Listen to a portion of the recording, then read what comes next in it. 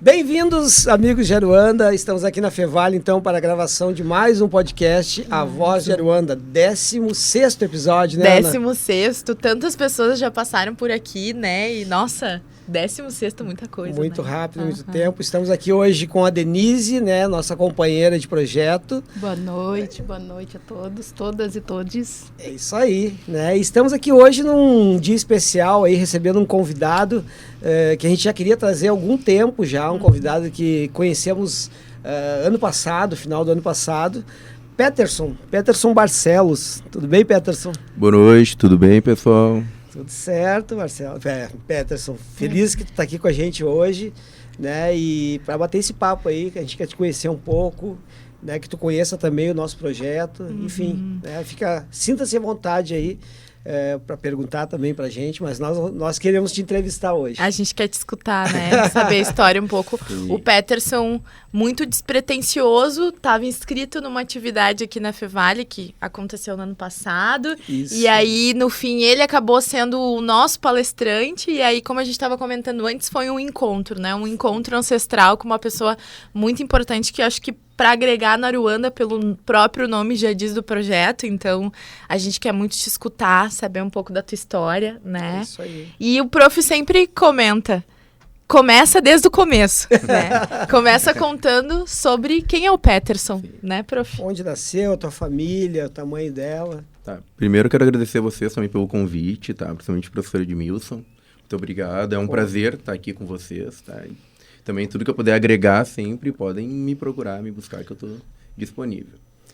Então, meu nome é Peterson, eu tenho 34 anos, eu sou natural aqui de Porto Alegre, sempre morei em Porto Alegre, né? Me formei na minha primeira graduação na área de administração, em 2012, aqui na UBRA, e depois de quase, 10 anos de formado, eu decidi me aventurar na gastronomia. No curso de gastronomia, prestei vestibular, prestei Enem e acabei entrando na UFSPA em 2021, bem no meio da pandemia, para poder cursar gastronomia lá. Mas conta pra gente o início, né? A tua infância, minha a tua infância, família. vamos voltar. De onde é que tu então. vem e tal. Então, eu cresci na Restinga, morei na Restinga até 2006, mais ou menos. A minha família toda é lá da Restinga. Então, sempre eu morei lá, cresci lá. Anos mais tarde, porque eu acabei fazendo concurso para a Polícia Militar, depois fiz concurso para a Polícia Civil. Anos mais tarde, eu voltei para trabalhar na Restinga também. Então, fiquei durante um ano trabalhando na delegacia de lá também. Que legal. Então, Tu passou pra Polícia Civil. Isso, passei para a Polícia Civil em 2012. Fiz concurso em 2012, entrei em 2013. Foi o primeiro concurso de cotas raciais que teve. Então, eu acabei sendo da primeira turma de cotas que entraram na polícia. E estava iniciando isso também em todos os concursos, né? Então, fui da primeira turma de policiais cotistas. E a tua família, assim, tem mais irmãos? Tu tem... Par de mãe, meus pais são separados, né? E eu sou filho único. Par de mãe... Par de pai, eu tenho mais irmãos. Tenho cerca de mais 3 irmãos par de pai. E uma irmã emprestada que mora em Nova York, não mora aqui no Brasil. Que massa. Até ela tá aqui agora, mas acho que daqui umas 2 semanas tá voltando. Que legal. E o concurso de policial civil foi sempre uma possibilidade? Ou a vida foi te... Não, a minha possibilidade era ser concursado, né? Porque meu pai é concursado, a minha mãe trabalhou durante muitos anos no hospital de clínicas, então a minha possibilidade, eu queria ser concursado porque eu via que tinha um pouco mais de estabilidade, né?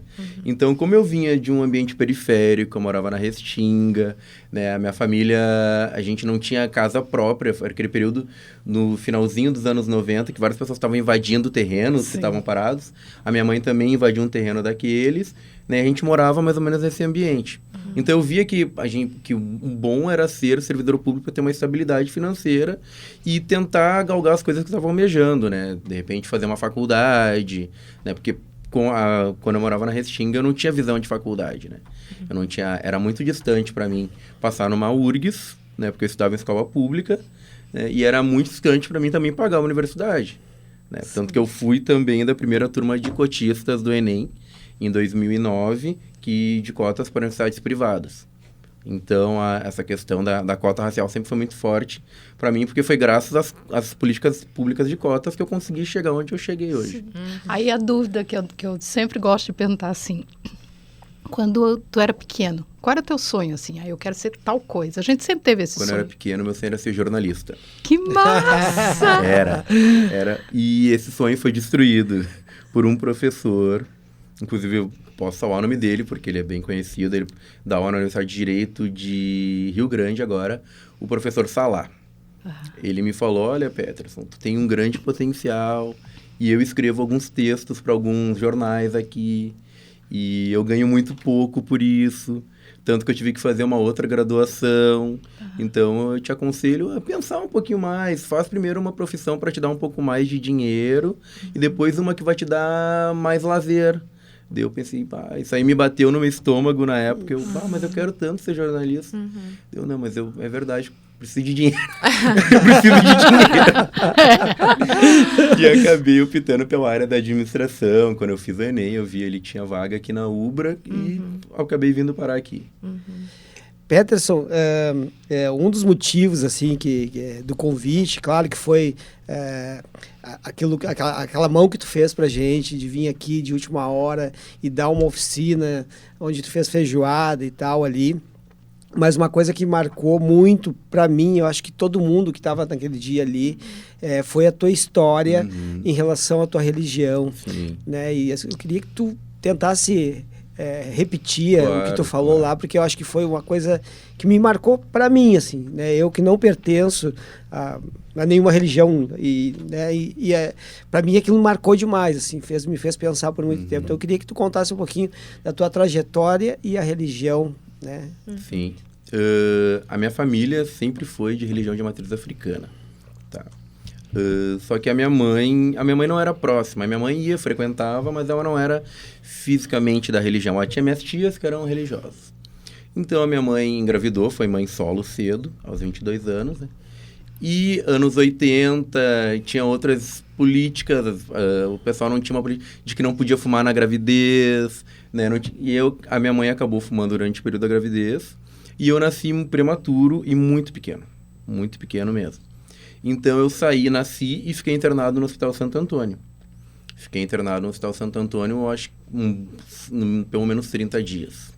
E a minha mãe ia todo dia para o hospital e um dia a médica falou, olha, mãezinha, a gente está fazendo o possível, né, mas a senhora tem que já ir se preparando, né, e a minha mãe saiu naquele dia desesperada, chorando, foi até a casa de um tio meu, que era de religião, e contou para ele falou, não, vamos na minha mãe de santo, que era ali perto, e ela foi na mãe de santo dele, jogou os búzios, e aí na cultura afro-religiosa, nós temos 3 orixás que a gente chama de orixás cabeça grande, porque são os orixás mais velhos, né? Que é Oxum, Oxauá e Iemanjá. Então, sempre quando a gente vai ver uma questão de saúde, a gente pede misericórdia desses orixás aí para eles ajudarem, ver como é que pode intervir. Até porque eu era uma criança, eu era muito pequeno, não podia fazer um trabalho muito forte, porque dependendo da intensidade do trabalho, ao invés de ajudar, pode atrapalhar a pessoa. Então, essa mãe de santo jogou e falou, não, vamos tentar com a mãe Oxum, que é a orixá das crianças, que cuida dos anjos. E a mãe Oxum, nos búzios, falou que estava difícil de me segurar na terra. Daí a mãe de santo, não, mas vamos falar com o pai Oxalá, vamos jogar os búzios para o pai Oxalá, pedir para ele ajudar. E o pai Oxalá disse que, olha, a gente tem um termo na religião afro-brasileira, que é de que está com a passagem aberta. Então, ele falou que a minha passagem estava aberta nos búzios. Daí a minha mãe já começou a ficar desesperada, a mãe de santo preocupada, e ela tentou, vamos tentar ver com a Iemanjá, porque a Iemanjá é a mãe de todos os orixás, aquela que amamentou todos os orixás. Quando ela jogou os búzios, a Iemanjá respondeu no búzio, não, pode fazer o trabalho que eu vou segurar essa criança. E aí a mãe de santo, na época eu estava na UTI da Santa Casa, Santo Antônio, então tinha toda a questão da intolerância, então não poderia entrar lá dentro para passar o trabalho em mim. Essa mãe de santo passou o trabalho à distância, né?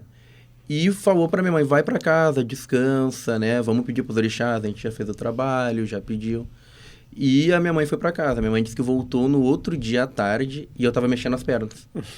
Né? E aí, desde aquilo ali, eu fui melhorando. E a minha mãe, quando eu saí do hospital, a primeira coisa que ela fez foi me levar na casa dessa mãe de santo, né? Para agradecer. E aí a mãe de santo disse, olha, eu joguei os búzios, a mãe Iemanjá vai proteger ele, só que ele é filho de Exu. Só que ele é um bebê. É muito difícil tu dar um bebê para Exu, né, cuidar. Então, vamos ver se ele vai querer seguir a religião. Enquanto isso, tu vem aqui fazer os trabalhos para a mãe Iemanjá para conseguir segurar ele indo ficar bem, assim. E a minha mãe ficou muito grata, essa mãe de santo, né? Passou-se 7 anos, eu estava muito bem. Com 7 anos, eu comecei a ter crises de ausência na escola. Eu estava brincando e, do nada, eu sumia. Eu desaparecia dali. Ficava em silêncio, não conversava. E os professores ligavam para minha mãe, desesperados. A minha mãe chegava e já estava bem, brincando novamente.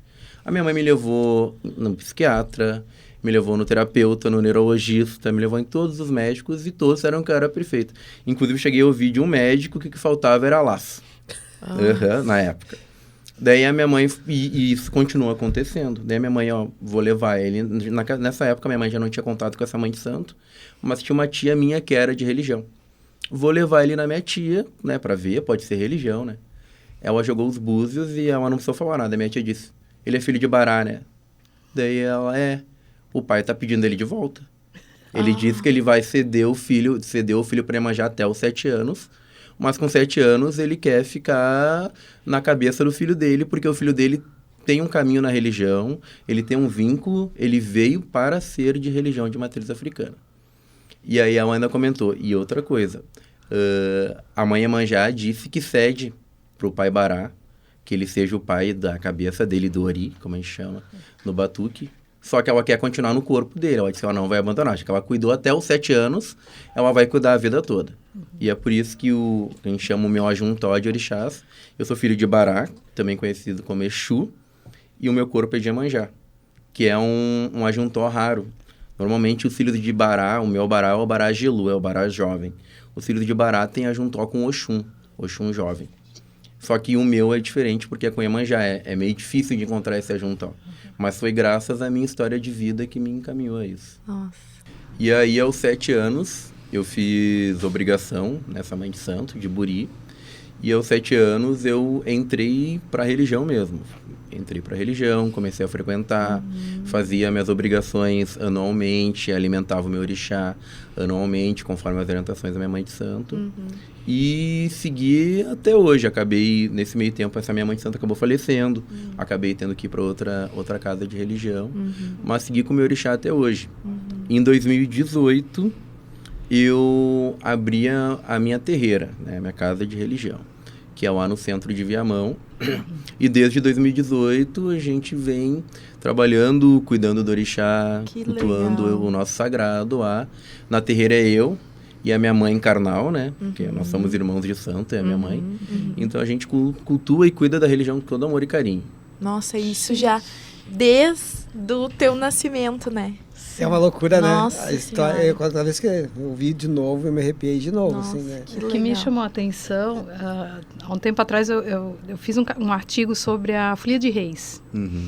E na Folia de Reis, quando tu entra, no caso da pessoa que eu fiz a pesquisa, ela teve uma questão quando era pequena, e o pai dela foi lá, pegou a fita do estandarte, do reisado, e levou e amarrou no berço. E quando tu entra para a Folia de Reis, tu tem que servir por 7 anos. E quando tu falou, me arrepiei inteira, porque eu lembrei essa questão da retribuição. Então, não é só... eu preciso de ajuda e resolveu. Então, eu acho que vem muito dessa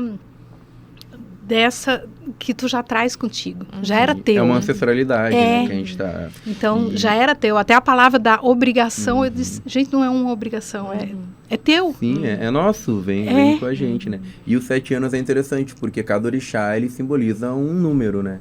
E 7 é o número de Bará. Então, quando eu cheguei na idade que eu conseguia entender, né, a religião, foi quando o orixá falou, não, agora tu vem. Que legal. E quando a gente fala, a Dê falou da questão da obrigação, né? É um compromisso tão grande, né? Porque é uma responsabilidade que tu tem de lidar porque eu fico pensando, eu também sou de religião de matriz africana, mas tenho muita coisa a aprender, apesar de ter sido batizada, os meus pais casaram também na Umbanda, hoje frequento, aprendo todos os dias, mas ainda não tenho nenhum tipo de incorporação, né? Mas eu vejo os meus irmãos da corrente com uma obrigação, um compromisso muito forte com aquilo que eles...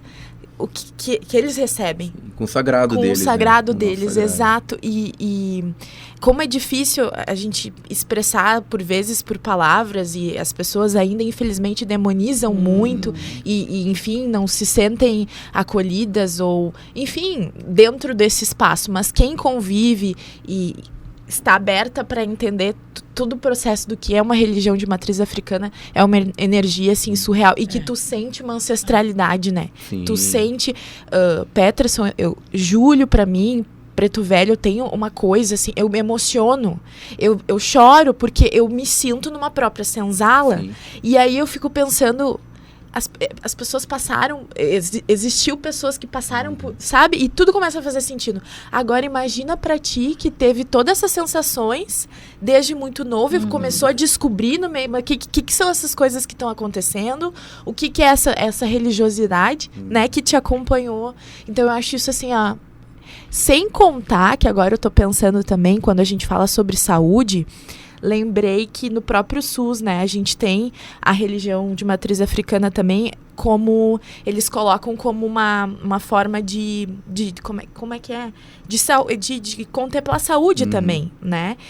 Pra gente ver o quão poderoso é as religiões, que deixa muitas pessoas de pé, né, conseguindo firmar a sua saúde por conta da religião, né? Tem aí a religião chinesa, mas a religião de matriz africana também tá. Muito isso forte, é muito forte. Se for uma UTI, tu sempre vai encontrar pessoas com guias, com colares, seja em cima da cama, seja uma segurança, porque a religiosidade é muito forte, né? Sim. E a ancestralidade é uma coisa que te chama. Eu sempre digo, tu quer conhecer um terreiro, vê o que tu sente quando tu pisou nele. Se tu não sentir nada, infelizmente, desculpa, aquele lugar não é um lugar sério. Agora, quando tu senta, tu entra, escuta o atabaque, um guia te abraça, tu sente assim, como se fosse o abraço do mundo, sabe? Uma coisa impressionante. Desculpa, Dê. Não, tranquilo. Agora eu tô empolgada. Não, tem algumas situações, por exemplo, quando eu era pequena, minha mãe frequentava um terreiro. E eu era pequena, então eu não tinha muito entendimento e criou-se um bloqueio. Cresci tudo tal, eu trabalho com cultura popular brasileira, então, né, e por várias vezes eu encontro tem uma mãe de santo, Beth de Oxum, né, do Nordeste, e ela olha para mim e diz, nega, e daí? Vai ficar batendo cabeça até quando? E eu, né, quando foi agora, a gente foi para a Conferência Nacional, encontrei com ela, encontrei com uma outra também, a mãe Bolfin, e na hora que eu saí, eu nunca mais me esqueço que Tuca olhou pra mim e disse, e aí, quando é que tu vai? E eu respirei.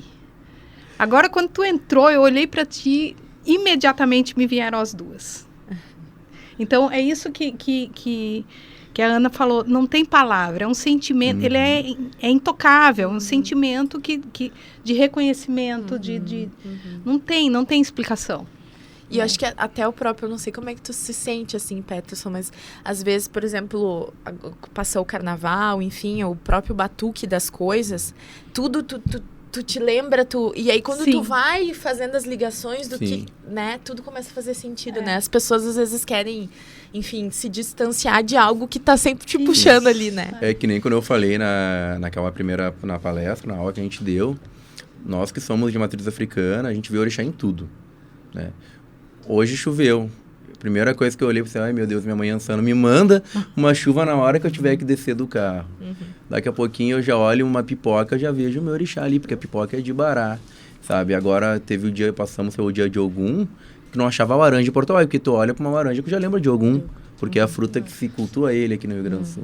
Então nós vemos os nossos orixás, a nossa religiosidade em tudo, em tudo. Eu passo numa encruzilhada, toda encruzilhada que eu falo, alô pro meu pai, e dou uma licença ali, e peço que ele me dê um bom caminho. Então por onde a gente tá, a gente encontra o nosso orixá, a nossa religiosidade. Isso é uma coisa muito especial, porque o teu sagrado está contigo o tempo todo. Ele não está num templo, ele não está numa imagem, ele está o tempo inteiro contigo, sabe? Um pouquinho tu vê ali, tu olha para uma bigorna de trem, tu já vai enxergar algum ali, porque é o ferro, é a personificação de algum em terra. Uma das coisas que me chamou a atenção, e chamou a atenção de todos que estavam lá naquela aula, foi justamente esses detalhes, assim, porque ele foi fazer uma feijoada, que até não foi ele que solicitou a lista de insumos, então ele aceitou o que tinha lá, mas sobre cada elemento ele linkava com, sabe, e foi falando, e a laranja, e a couve, e o pessoal, assim, então, assim, muito, muito legal, assim. Que massa. Né? Peterson, curiosidade minha, eu não sou, como eu falei, de religião de matriz africana, mas eu percebo, assim, porque, assim, quando tu fala aqui, quando as meninas estão falando, a gente sente isso tão bem, assim, né, um astral tão bom, e há como a Ana falou, uma demonização, muitas vezes, né, desta religião. Por que tu acha que isso ocorre? Por causa de algumas pessoas que não lidam bem com a religião, tratam de forma que não deve tratar, ou o quê? Primeiro, né, pelo racismo religioso, porque isso é explícito, né, que é o geral, porque tudo que é de preto incomoda, né? No Natal, todo mundo come peru, né? Quantos perus não são, né, mortos no Natal? Daí tu precisa sacralizar uma galinha, é demonizado. Mas ninguém demoniza o peru do Natal. Ninguém demoniza o peixe da Sexta-feira Santa. O porco também. Nem o porco, mas a galinha do batuque, né, o galo do batuque é demonizado, tem que tirar, tem que parar. Sendo que o pessoal usa muito o termo sacrifício, eu não gosto desse termo, porque eu prefiro sacralização, porque na sacralização que torna sagrado. A gente não pega o animal simplesmente e sacraliza ele. Nós pedimos permissão para aquele orixá. Quando a gente faz as obrigações, tem obrigações que o animal ele entra caminhando por vontade própria. Então é porque ele aceitou e vai fazer aquela obrigação, ele sabe a importância de tudo aquilo, sabe? Mas o problema é que o racismo religioso, que é de preto, incomoda, né? E aí o pessoal já junta isso ao desconhecimento, né? Você já junta isso aqui os nossos antepassados, de certa forma isso era bom para eles, porque eles tinham como defesa do homem branco. Então quando é que eles procuravam os pretos? Porque eu quero me vingar de alguém, eu quero fazer uma... E daí o preto, então a gente pode fazer o trabalho, mas é o demônio, porque era bom como proteção para que eles fossem protegidos. Hoje em dia a gente não tem mais necessidade disso, até porque dentro da religião de matriz africana não existe o conceito de inferno.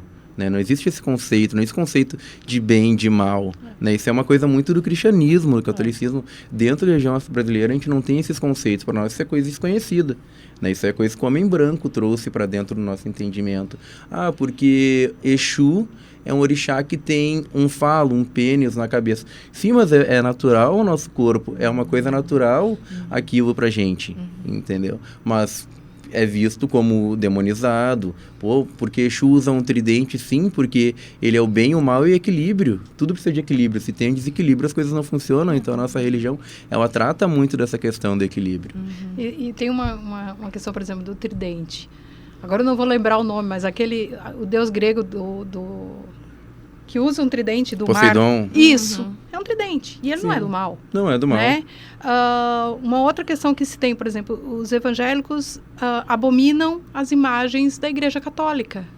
Né? E nem por isso é olhado como algo mal, mas é uma necessidade de linkar a cultura negra ao mal. Perfeito. Né? Então, tudo que é de preto é demonizado, tudo que é de preto incomoda, e quanto mais puderem achovalhar as coisas que vêm de matriz africana, eles vão fazer. É falta de conhecimento, que a gente brinca assim, as 7 ondinhas que eles pulam é de quê? O branco é de quê? O branco, né? Então, né?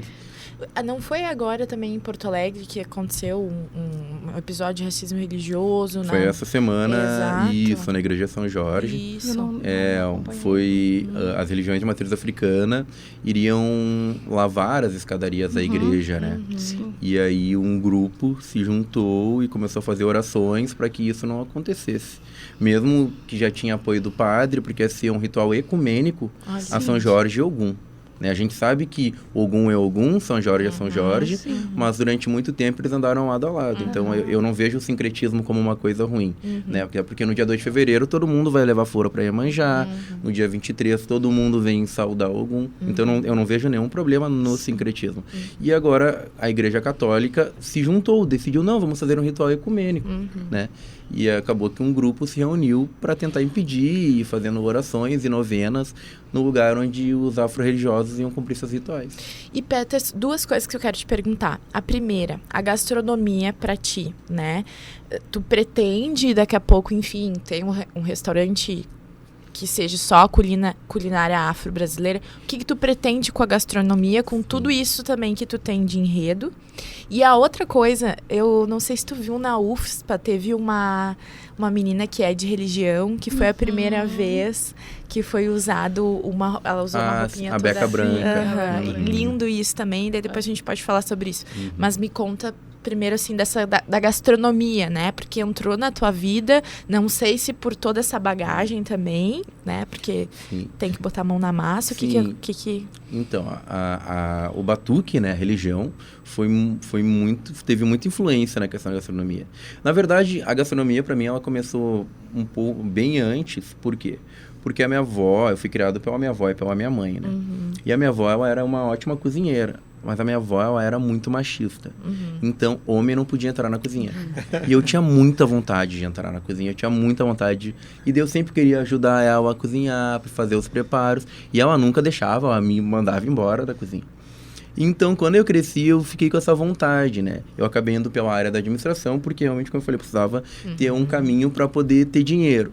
Mas, na primeira oportunidade, porque a religião afro-brasileira, ela é muito a questão do alimento. É muito, primeiro, que tu alimenta o teu sagrado, o teu ori. Então, tu tem que alimentar o teu espiritual. Depois que alimentou o teu espiritual, tem que alimentar os teus orixás, os teus deuses. E como é que tu faz isso? Com comida, com oferendas. Oferendas nada mais são que alimentos que a gente prepara. Então, eu sempre gostei muito de tem um ditado no batuque que diz, o batuque começa na cozinha. As pessoas veem aqueles quartos de santo, as imagens bonitas, as decorações, mas se tu não sabe fazer as coisas na cozinha, não serve de nada. O orixá não vai te ajudar, o orixá não vai estar ali naquele momento. Então, eu sempre fui muito focado na cozinha, sempre ajudava muito na minha casa de religião para aprender, e até hoje, porque ninguém sabe tudo, para aprender as coisas. E quando eu abri a minha casa, a minha mãe sempre me ajuda, mas eu tomo conta da cozinha. Quem faz todas as oferendas, os trabalhos, quem prepara tudo, sou eu. E quando eu entrei na gastronomia, eu entrei com aquele pensamento de quero aprender a melhorar as técnicas de cozinhar. Só que eu conheci a professora Luana lá. Nossa velha conhecida.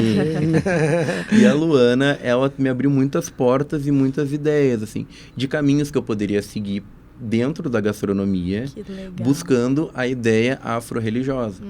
Então, eu decidi que no meu TCC eu quero me focar na parte de comida, ancestralidade e cura.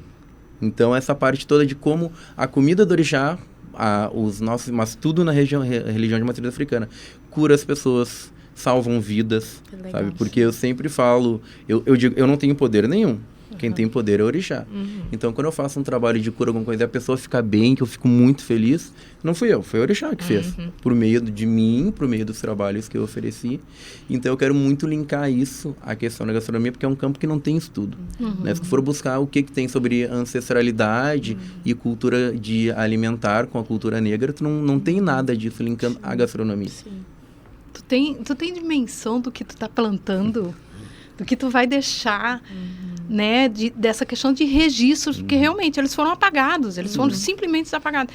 Então, pessoas como tu, que tem esse olhar e está tendo esse tipo de trabalho, tu tem noção Do Não, que tu tá deixando pra gente? E entrando nisso, também puxando o gancho aqui para dentro da Fevale. Tu fez fez parte, ministrou algo dentro de uma gastronomia de uma universidade que é extremamente... Eu pouquíssimo vejo falar, ou nunca vi falar, se não foi o nosso projeto Aruanda, trazer comida de orixá para dentro de uma universidade, né? Tanto que chamou muita atenção o nome, né? Que a gente colocou Banquete dos Orixás, né? Exato. E isso atraiu muitas pessoas curiosas, assim, né? E com certeza aquele dia elas saíram com uma visão muito diferente, assim. Exatamente. Através da conversa com o Peterson. O que é muito interessante é que no meio de todo esse meu envolvimento com a gastronomia foram surgindo oportunidades. Tudo começou com uma aula que eu ministrei para a professora Luana em cozinha brasileira, que ela pediu, vamos falar de comida de santo, tu daria uma aula sobre comida de santo? E eu escolhi 2 comidas de orixá para preparar. Só que a Luana não me avisou, que ela falou que ia ser uma aula para uma turma de colegas. E chegou lá, tinha acho que 30 pessoas, várias nutricionistas do Rio Grande do Sul para assistir minha aula. E isso me abriu uma porta muito legal, que é um pessoal da nutrição da URGS, tá? E eu comecei a dar palestras dentro da Faculdade de Medicina da URGS sobre comida de orixá. Que legal. Sobre legal. Então foi a primeira vez em todo o tempo que existe na Universidade da URGS que se falou dentro da medicina sobre comida de santo. Que legal. Sendo que o pessoal de lá é o pessoal que vai lidar com todos os públicos, que eles têm que entender a polaridade das pessoas que eles estão lidando, mas nunca tinha se falado sobre isso lá dentro. Eu, inclusive, pedi pro pessoal, me diz uma coisa, alguém já falou sobre isso aqui? Não, é a primeira vez que se fala sobre comida orixá dentro da Universidade de Medicina. Que legal. Não, e a questão da gastronomia, né? Quando ele foi dar lá a aula, depois dele falar e dele produzir a comida junto com os alunos, que foram os alunos que fizeram, mas sob a supervisão dele, e que ficou fantástico. Ótimo. A gente comeu, assim, veio gente de outras salas, foi um horror, assim, não sobrou nada. Não sobrou nada. E eram quantos quilos de feijão? Era bastante coisa, assim, e não sobrou nada.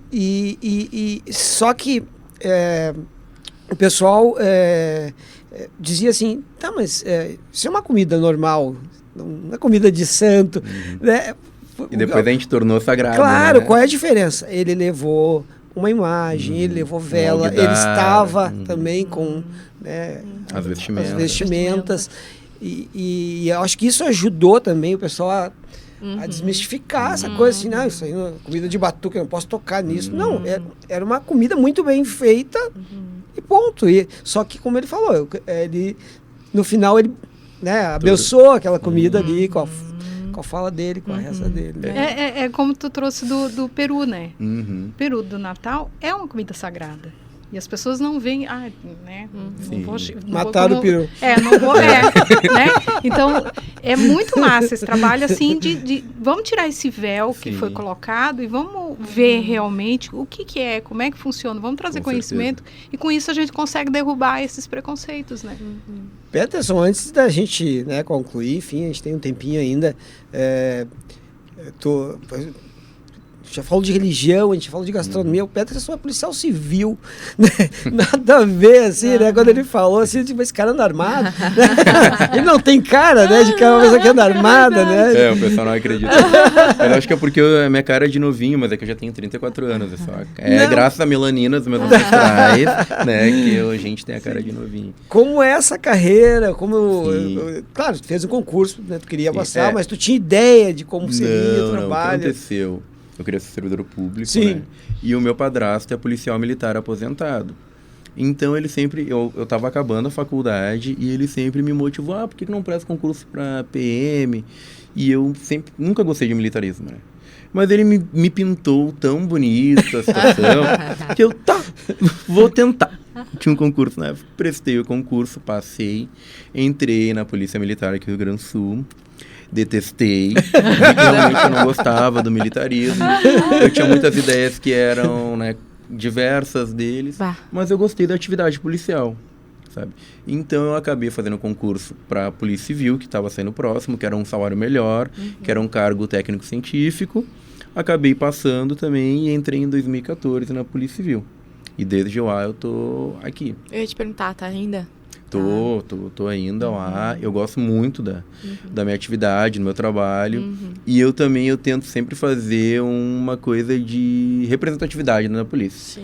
Sabe? Porque nós ainda temos uma quantidade, mesmo com a política de cotas, né? Infelizmente a gente sabe que são muitos poucos pretos que chegam à universidade, muitos poucos que conseguem permanecer e pouquíssimos que conseguem se formar.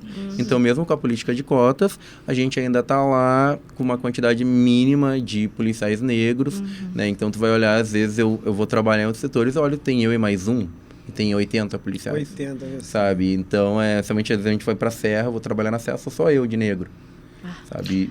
Aí enquanto tu falava, foi impossível não questionar isso. Como é que te atravessa essas notícias que tanto aparenta, assim, a questão do racismo, muito também dos policiais em relação aos pretos? Como é que te atravessa isso? Deve ser muito difícil. Difícil, né? E, graças a Deus, agora a gente está com o primeiro chefe de polícia negro na Polícia Civil. Legal. Ele é o Sodré, inclusive ele apresentou a tese de doutorado dele, que pegou bem essa situação da seletividade penal, né, que a gente sabe quem é que está dentro dos presídios. Sim. Então, agora a gente pode dizer que temos uma representatividade. Mas, infelizmente, tem muitas polícias no Brasil que acabam preparando os policiais para a guerra, né? Sim. Ao invés de preparar para lidarem com a população, acabam preparando para a guerra e, na hora de uma abordagem, né, junto com todo o racismo institucional, estrutural que a gente tem ali, né, que as pessoas, às vezes, eu tento não dizer que parece que elas não sabem que não tem, mas às vezes elas não sentem que tem, né, e estão reproduzindo algo que elas aprenderam a vida toda, né, acaba tendo esse tipo de abordagem, há pouco tempo atrás, eu digo menos de 20 anos, dentro das polícias aqui a gente ainda tinha um suspeito intuído, o menino negro que está andando no lado escuro da rua. Era o suspeito intuído. Graças a Deus isso aí não tem mais, né? Mas isso era dado nas academias de polícia. É uma coisa que caiu há pouco tempo atrás nas academias de polícia. Muita gente foi formada com essa filosofia. Com essa filosofia. É louco isso. E tu já teve...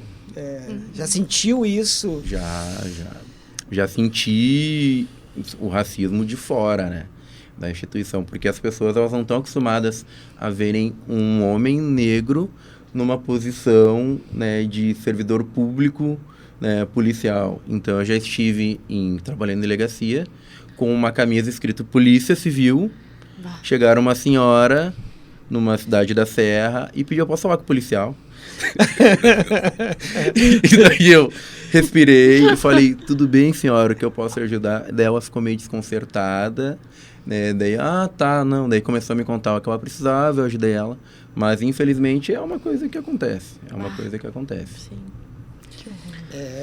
Nossa, forte, né? Nossa, o estômago tá eu aqui, ó. Eu sabia que ia ser forte, né? O Peterson me impressionou muito quando eu conheci ele. Peterson, eu queria te agradecer, assim, imensamente aí por ter vindo até a Fevale, compartilhar toda essa trajetória tua religiosa, que é uma coisa inexplicável, assim, né? Emocionante, né? Com certeza. E também a tua trajetória na gastronomia e na polícia, né? É muito bacana, assim, sabe? Queria te agradecer demais aí por isso. E eu acho também, assim, Peterson, que, de novo, vou voltar com aquela fala, o quanto a ancestralidade, ela nos une, e eu falo para todos que passam por aqui, que o Aruanda, ele é de fato um aquilombamento dentro de uma universidade que, por muito tempo, esse projeto ele já teve outros nomes, e o nome atual dele agora, a gente está numa jornada, num momento que muitas coisas estão fazendo tanto sentido, e aí te ter nesse momento do Aruanda é muito importante também. Acho que para afirmar muitas coisas que a gente também está buscando e cada vez procurando a nossa ancestralidade com o grupo também, sabe? Nós somos poucos, mas são poucas pessoas que também cada vez vão se buscando e se fortalecendo. E a tua fala nos fortalece, né? De novo, buscando o caminho de Aruanda, buscando a nossa ancestralidade. Então, nossa, assim, só te agradecer mesmo por ter compartilhado, por ter se abrido sobre isso, né? Porque a gente sabe que, enfim, o racismo religioso existe, está aí, né? E falar, assim, às vezes para muitas pessoas, porque esse episódio eu tenho certeza que vai circular, às vezes a gente fica, né, desconfortável, mas que bom que tu também se sentiu acolhido para também falar um pouco sobre a tua história. O que mais me chamou a atenção é que, por exemplo, de várias falas que às vezes a gente vê, normalmente é uma fala mais firme, que em alguns momentos é necessário, a gente precisa se impor. Mas tu traz uma leveza, uma tranquilidade, um acolhimento na tua fala, que eu tenho certeza que quem vai olhar o podcast vai acalmar, né? Eu consigo ver assim, a pessoa está correndo, começou a escutar, ela vai diminuir o ritmo, porque tu traz essa leveza, e eu acho que é esse acolhimento que a gente precisa para as pessoas poderem entender, né? Que a gente está... Na mensagem que eu mandei para vocês, eu disse, né? Ele é um cara que vai transmitir paz, fiquem tranquilos. Vocês vão ver. Vocês vão ver, dizer. A gente tenta estavam tensos, manter né?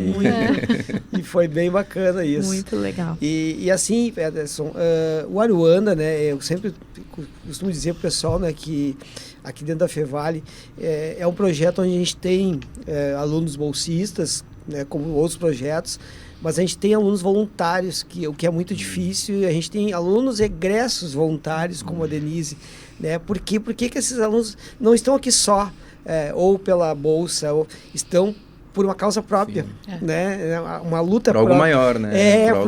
Lutando por uma dor deles, que todos eles já passaram aqui, a gente já conversou, até num podcast, né? Todos eles, Duda, todos eles.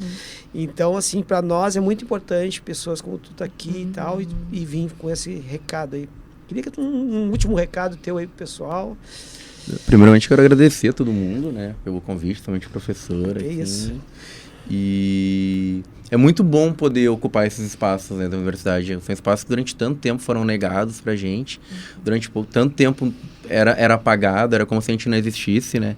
E nos últimos 2 anos eu tive em tantos lugares, tantas universidades, falando tanto sobre a religiosidade, sobre a alimentação, linkando as duas, porque sempre andavam separadas, como se a religião de matriz africana não tivesse um caminho lá de trás, né? Como se tivesse acontecido ontem, como se tivesse nascido com o velho, né? A gente sabe que ela nasceu muito antes, nossos irmãos todos passaram por muita coisa para conseguir deixar isso forte e firme, né? Mas queria agradecer a todos vocês.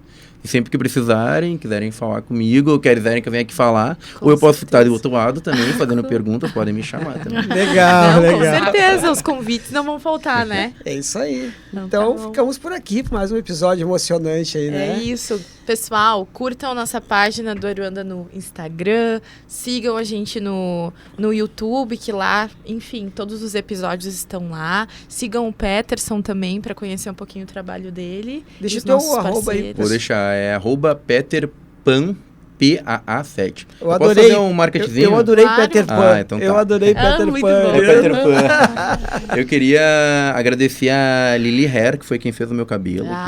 Show de bola, ficou Quem lindo. faz a representatividade. Então, ela ficou até 1h da manhã, tadinha, fazendo meu cabelo. Que era o horário que eu tinha.